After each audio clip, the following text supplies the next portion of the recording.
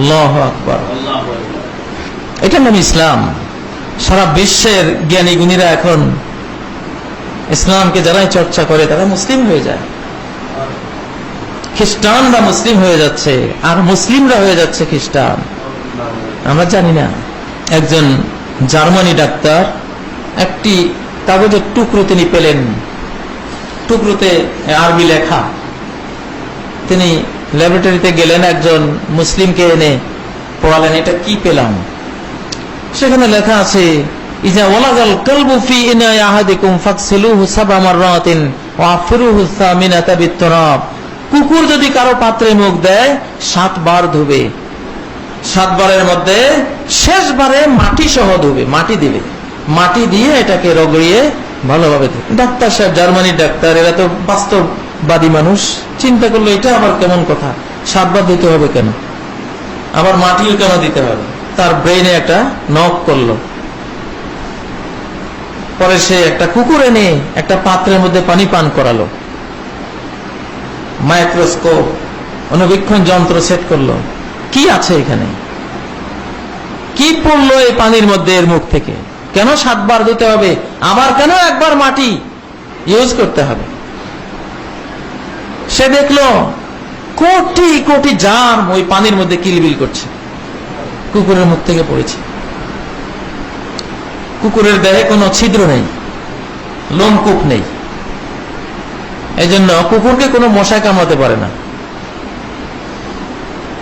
মশা শুধু এমন এমন করে কুকুরের বডিতে বসে, খুঁজে পায় না কোনখান দিয়ে সুইটা দেব।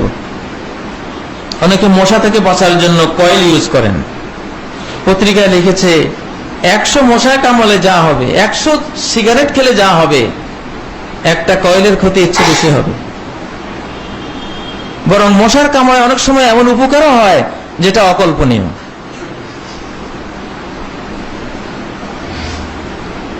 আমাদের পায়ের তালুতে, হাতের তালুতে, কানে কতগুলো কি আছে, চাবি আছে। আকুপাংচার চিকিৎসা এটা বলে। মশার কামড়টা ওরা সুই দিয়ে ফুটায়, আকুপাংচার, আকু মানে সুই, সুই দিয়ে পাংচার করলে যে একটা বার্তা যায়, ইনফরমেশন যায়, ইনফেকশন তৈরি হয়, এটা বিশাল মাত্রা। অনেক সময় কিডনি সুস্থ হয়ে যায়, ব্রেন স্ট্রোক রোগী ভালো হয়ে যায়, হার্ট ডিজিজ ভালো হয়ে যায়। তো মশার কামড়টা যদি ওই কির মধ্যে পড়ে, যেটা আকুপাংচার চিকিৎসক করতো, মশার কামড়টা ওই পয়েন্টে পড়লে আপনার কিডনি সুস্থ হয়ে যাবে। আমি জানি আমাদের এলাকার এক মানুষকে, কিডনি রোগী, প্রচন্ড কিডনি রোগী, একবার ভিমরুল তাকে কামড় দিয়েছিল জায়গা বে জায়গা। লোকটি ঝাঁপ দিয়ে পুকুরে পড়ে জান বাঁচিয়েছিল। এই ঘটনার পরে সে মারা যাবে, কিডনি তার ফেলিওর, 2টা কিডনি সুস্থ। সে যাই হোক, এই ডাক্তার ওই পানিটা পরীক্ষা করে দেখলো যে শুধু জার্ম আর জার্ম। তিনি একবার ধুলেন, আবার পরীক্ষা করলেন, আছে জার্ম আছে, আবার ধুলেন, জার্ম আছে, আবার ধুলেন, আবার ধুলেন। 7ম বারে ধুয়ে দেখতেছেন হ্যাঁ অনেক কমেছে, কিন্তু তারপরেও কিছু আছে। তারপরে আবার মাটি, যেহেতু হাদিসে বলা হয়েছে মাটি দিয়ে এটাকে রগাতে হবে। মাটি দিয়ে যখন তিনি পরিষ্কার করলেন, এবার যন্ত্র দিয়ে দেখলেন কিছুই নাই, একেবারে পরিষ্কার। তিনি বললেন যে ইম্পসিবল যে 1400 বছর আগের কোন মানুষ এই কথা বলতে পারে, অসম্ভব।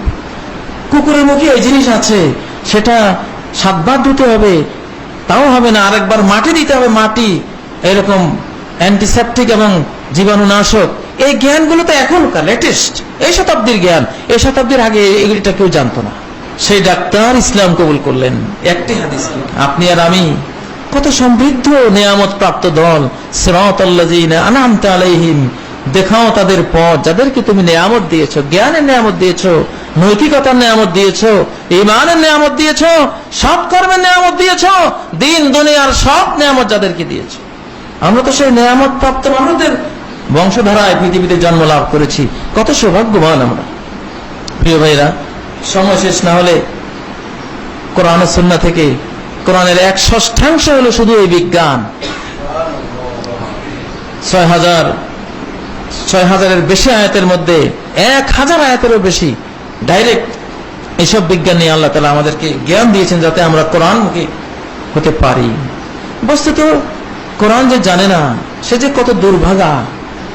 সেটা কোনো ভাষায় ব্যক্ত করা যাবে না। আপনারা কোরআন পড়ুন, কোরআনের স্টুডেন্ট হয়ে যান। আল্লাহ তাআলা ইনশাআল্লাহ কোরআনকে বুঝে শুনে, বিজ্ঞানকে এক হাতে রাখুন, কোরআনকে এক হাতে রাখুন, মিলিয়ে দেখুন, কম্পেয়ার করুন, গবেষণা করুন, ইনশাআল্লাহ বিশাল জ্ঞানী আপনি হয়ে যাবেন এবং আল্লাহ আপনাকে সবার ঊর্ধ্ব মর্যাদায় আসীন করে দেবেন ইনশাআল্লাহ। ইন্নাল্লাহা ইয়ারফাউ বিহাযাল কিতাবি আকওয়ামান, আল্লাহ এই কিতাব দিয়ে, কোরআন দিয়ে বহু মানুষকে অনেক ঊর্ধ্ব মর্যাদায় তুলে দেন, আবার এই কিতাব বর্জন করার কারণে অনেক মানুষকে অনেক নিচে নামিয়ে দেন। আল্লাহ আমাদেরকে এই বিজ্ঞানময় ইসলাম ফলো করার তৌফিক দান করুন।